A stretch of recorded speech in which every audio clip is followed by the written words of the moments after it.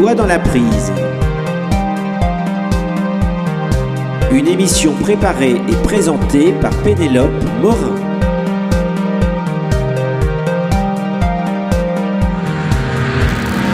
Bonjour à tous. Je suis heureuse aujourd'hui de recevoir dans mon émission Les doigts dans la prise Philippe Blau-Lefebvre. Philippe Blau-Lefebvre, qui est-il ? C'est un serial entrepreneur issu du risk management. Sa prise en compte de l'humain a permis de hisser son logiciel de reporting financier au rang de numéro 1 mondial. Il a été référencé par l'UNESCO pour son livre La force de la forme, la géométrie sacrée. Philippe Blau-Lefebvre mélange tout, mais Philippe Blau-Lefebvre amalgame, transmute, permet la création de métiers qu'on ne connaît même pas. Et aujourd'hui, Philippe Blau-Lefebvre va nous expliquer quel est le rôle d'un Document and Information Manager. Bonjour Philippe Blau-Lefebvre. Bonjour Pénélope. Philippe, parlez-moi de vous et parlez-moi du Document and Information Manager. Dans les années 90-2000, il se trouve que j'ai créé une start-up qui malheureusement a disparu avec l'éclatement de la bulle Internet. Ça sert quelquefois les échecs. On apprend beaucoup de choses comme ça. Et je m'étais intéressé au droit d'usage de l'information numérique. J'ai écrit un livre sur ce sujet. Et on est revenu me voir quelques années après en me disant mais finalement le droit d'usage de l'information c'est essentiel, mais qui peut s'en occuper ? Parce que ça peut pas être la DSI, ça peut pas être la DG qui a autre chose à faire.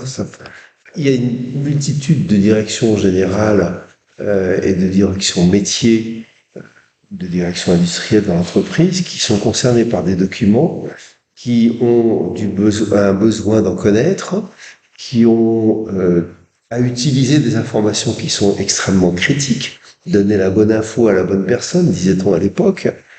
Et finalement, il y a un tel brouillard, il y a un tel manque de fluidité que c'est très compliqué de valoriser l'actif immatériel qui est le document et l'information. Donc, avec Areva, avec Ricoh, avec Canon et quelques autres entreprises, nous avons décidé de réfléchir à la fonction DIM, Document and Information Manager. Et puis un jour, on s'est rendu compte qu'en fait, celui qui la gérait, c'était le grand patron. Oui, enfin, à l'origine, c'était le grand patron qui faisait la finance, c'est le grand patron qui faisait l'industrie, c'est le grand patron qui... Puis un jour, il a quand même été obligé de délivrer, enfin, de transmettre ses fonctions à des spécialistes. Donc, nous avons convenu de d'écrire la fonction DIM de bout en bout. Ça nous a pris 3 ans. Alors, quel est le rôle d'un DIM ? Le DIM, il optimise les processus des documents et informations au sein de l'entreprise et à l'extérieur de l'entreprise. C'est-à-dire que tout le monde, tout acteur doit avoir la bonne version de la bonne info pour son usage et doit pouvoir la transmettre s'il a le droit de le faire, ou au contraire, ne pas la transmettre et la garder pour lui parce qu'il en a besoin pour faire bien son métier et sans être bloqué par un supérieur ou un responsable technique qui va la lui bloquer. Donc, en fait, si on veut être performant, il faut avoir cette bonne info au bon moment et pouvoir la transmettre, l'utiliser, éventuellement la modifier, l'enrichir, si on a le droit de le faire. Et donc, c'est là qu'on arrive, effectivement, dans cette notion de droit d'usage qui m'avait passionné. Mais avant ça, il faut valoriser l'information parce que l'information, c'est elle qui permet à l'entreprise de se développer. Si on n'a pas les bonnes infos, il n'y a plus d'entreprise. Donc, c'est vraiment là-dessus qu'on a voulu travailler. Alors, c'est une fonction qui est transverse et qui est aussi technique que du domaine de l'animation. Parce qu'il faut motiver les gens pour qu'ils créent de la bonne info, qu'ils la mettent au bon endroit, qu'ils la mettent à jour. Alors ça a l'air très trivial comme ça, mais c'est très complexe. D'autant que cette information, on ne l'a pas encore dit, mais elle est numérique, elle est papier, elle est vidéo, elle est sous toutes sortes de formes. Et il y a donc une obligation de compréhension technique qui est aussi importante que le secret et le besoin d'en connaître dont je parlais tout à l'heure. Donc justement, il y a pas mal de risques à pratiquer ce métier-là. Les enjeux, ils sont économiques, ils sont juridiques. Ils intègrent le cycle de vie de l'information, le cycle de vie du droit d'usage. C'est-à-dire que j'étais à telle fonction, je suis appelé à d'autres fonctions, j'avais droit à une information, mais je n'y ai plus le droit parce que mes nouvelles fonctions font que je ne suis plus concerné par cette information. Et puis ça va jusqu'à l'archivage, et puis toute la cybersécurité. Alors aujourd'hui, on arrive même à quelque chose qui est encore plus fou, c'est l'IA. Parce que avec l'intelligence artificielle, la vraie question, moi, que je me pose, c'est quel est l'impact de l'IA sur le management? Quel est l'impact En fait, il faut un responsable vis-à-vis des actionnaires. Parce que si c'est l'intelligence artificielle qui prend le pouvoir dans l'entreprise, parce que finalement les gens ont des réponses un peu comme les petits bacheliers qu'on voit cette année, ça va être très ennuyeux. Alors, dans ce cas-là, pourquoi particulièrement investir dans le management dédié? Alors, la liste est une liste à la Prévert. Il faut garantir la bonne identification des sources documentaires. Il faut garantir l'utilisation. Il faut prévoir les risques de perte, de modification, de déformation. Il faut convaincre les utilisateurs des contraintes qu'ils vont devoir suivre et puis des enjeux de ce qu'ils font. Quand un dirigeant se dit « Tiens, ce sujet m'intéresse dans ce mail », et qu'il clique sans regarder l'origine et qu'en fait, c'est un cheval de Troie, c'est monstrueux parce que je ne vais pas citer d'exemples, il y en a beaucoup, mais on sait très bien que beaucoup de grandes entreprises ont péri ou en tout cas subi des dommages gravissimes uniquement parce que voilà, ça m'intéressait, j'ai voulu voir et j'y suis allé, mais on a mis les doigts dans l'engrenage. Alors après, il faut définir une stratégie documentaire, stratégie d'information, en cohérence avec la stratégie globale de l'entreprise. Donc c'est une aide à la direction générale. C'est ainsi d'abord. Pas tellement pour le pouvoir que cela représente, mais pour la qualité et la finesse de responsabilité que le DIM va devoir assurer. Parce qu'il faut piloter la mise en œuvre des stratégies et des documents, il faut décliner les réseaux informationnels de l'entreprise en fonction des techniques qui sont utilisées pour que chaque direction opérationnelle ait la bonne info au bon moment, le droit de l'utiliser, le droit de la rediffuser, etc. Il faut animer donc, parce que le DIM, il doit animer ça, parce que le problème, c'est pas de pondre des règles, c'est de proposer des solutions entre les gens. Et donc, on est dans un domaine extrêmement humain, puisqu'il va falloir que celui qui a l'info accepte de la donner, et peut-être à quelqu'un qui n'aime pas, mais qui en a besoin. Donc, il y a une vraie responsabilité de coordination des réseaux. Alors, évidemment, à partir du moment où on a des réseaux, où on a des techniques, il va falloir quantifier et maîtriser les outils techniques, toutes les coordinations et toutes les interfaces nécessaires entre les différents réseaux. Dans une PME, on est vite à même de répondre, mais dès qu'on commence à aller vers l'international, il y a des problèmes de langue, il y a des problèmes de traduction, il y a des problèmes de responsabilité, il y a des problèmes d'acuité.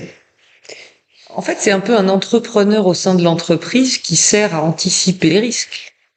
Alors, il y a une anticipation qu'est-ce qui pourrait arriver avec les informations que nous recevons. Et il y a évidemment des axes d'amélioration et des vecteurs d'innovation documentaire à mettre en place. Et ensuite, un contrôle à mettre en œuvre pour vérifier que les gens respectent ce qu'ils ont prévu de faire et de dire et de partager. Et puis, il faut une approche cognitive avec la cybersécurité. C'est terrible parce qu'il faut fluidifier l'information et puis en même temps, il faut la bloquer. Alors là, elle est là l'erreur. Et le livre que j'ai écrit d'ailleurs en 2007, il était sur ce point. Il disait que finalement, ce qu'il fallait, c'était pas bloquer l'information puisqu'on a besoin de la donner, mais c'était gérer le droit d'usage en fonction de la responsabilité que l'on a et donc d'annuaire d'habilitation. Or, aujourd'hui, rares sont les entreprises qui, comme le font aussi bien les militaires, utilisent des annuaires d'habilitation. Donc, le DIM, il va devoir se poser cette question. Et bien sûr que s'il n'est pas en que dire, comment est-ce qu'il peut proposer des solutions et essayer de les faire adopter en douceur? Ça n'est pas possible. Voilà, donc il faut veiller évidemment, et c'est mon point plus récemment, depuis les travaux que nous avons menés sur le DIM, c'est c'est pas le problème, c'est l'avènement de l'IA. De toute façon, on ne l'évitera pas, elle est là, elle est indispensable, elle est enrichissante, ou pas. Ça, c'est à nous de la rendre enrichissante. Ça a un grand impact justement sur l'évolution du management. Je pense que c'est justement le DIM a peut-être un grand rôle dans l'évolution du management. Parce qu'il est censé quand même très bien connaître les outils d'intelligence artificielle qui seront utilisés dans l'entreprise. Oui, et comment ils sont utilisés? Quelle est l'intention qui est posée sur l'utilisation de telle ou telle technique? Ça, c'est le travail sur l'intention. J'ai également un livre sur ce sujet. À partir du moment où on a clarifié l'intention, et c'est peut-être le rôle, sinon du DIM, de la clarifier, mais en tout cas d'aider à la clarifier de façon à ce qu'elle soit écrite. Mm-hmm. Donc on est bien dans la formation stratégique, Oui.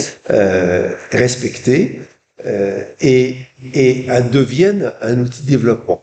À défaut de quoi, comment peut-on garantir à un actionnariat que l'IA n'est pas en train de prendre possession de l'entreprise? Alors ça fait partie justement d'un travail, je pense, sur les valeurs de l'entreprise, non? Il faudrait chercher. Il y a un travail sur les valeurs de l'entreprise. Au point où j'en suis aujourd'hui, je pense que l'IA va d'abord être dangereuse parce que l'homme est paresseux.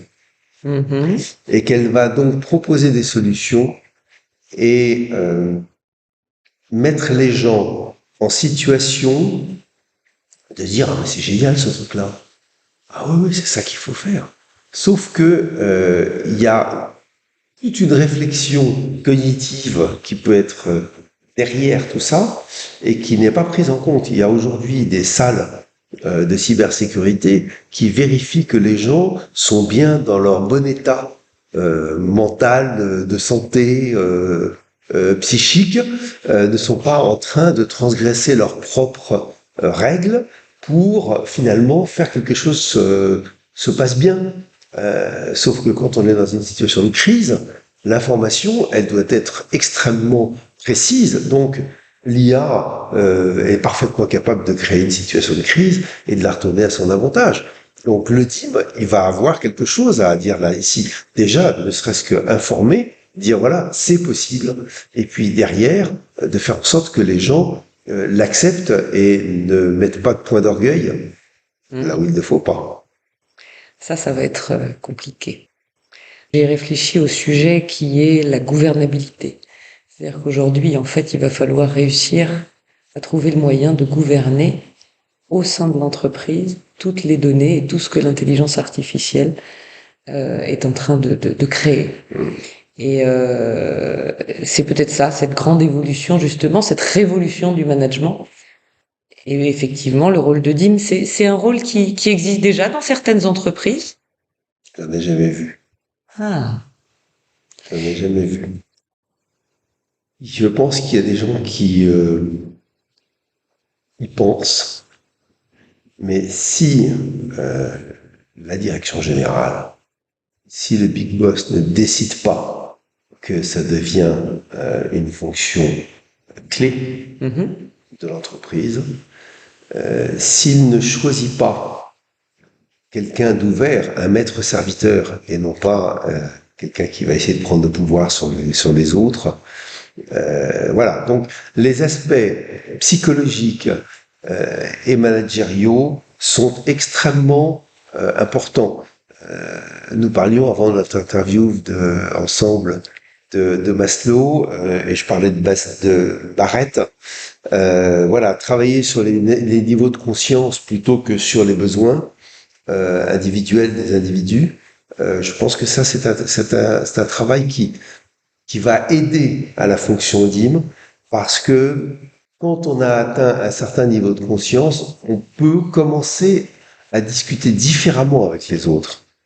Si on veut s'imposer dans un système comme ça, c'est qu'on s'est trompé on n'est pas dans la bonne ère. Et si vous imaginiez une première entreprise qui instaurerait cette fonction-là, laquelle vous auriez imaginé? Une première entreprise, c'est pas forcément les plus grandes. Moi, je pense que c'est dans les ETI. D'accord. On va trouver des noyaux de gens qui sont prêts aujourd'hui à dépasser l'aspect purement politicien de la question. Et dans les grosses boîtes, il va falloir beaucoup de volonté. Il y a beaucoup d'applications. Mais, waouh! On n'est jamais à l'abri d'une bonne surprise. Hein. Moi, je suis toujours pour la bouteille à moitié pleine. Ah bah peut-être que justement, le fait que ce podcast puisse inspirer les auditeurs et peut-être des chefs d'entreprise qui, eux, se disent « mais bien sûr, c'est ça qui me manque », ça peut être une idée.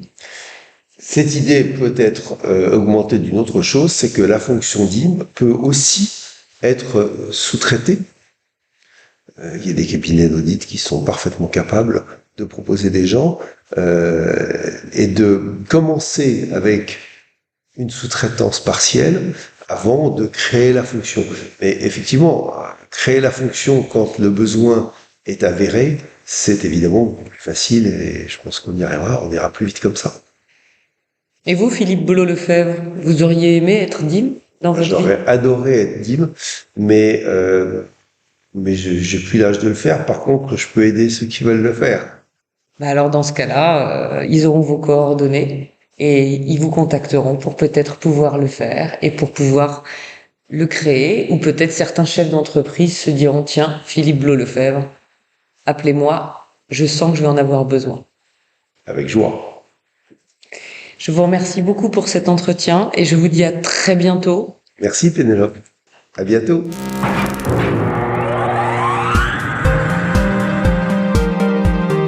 Vous venez d'écouter Les Doigts dans la prise. Une émission préparée et présentée par Pénélope Morin.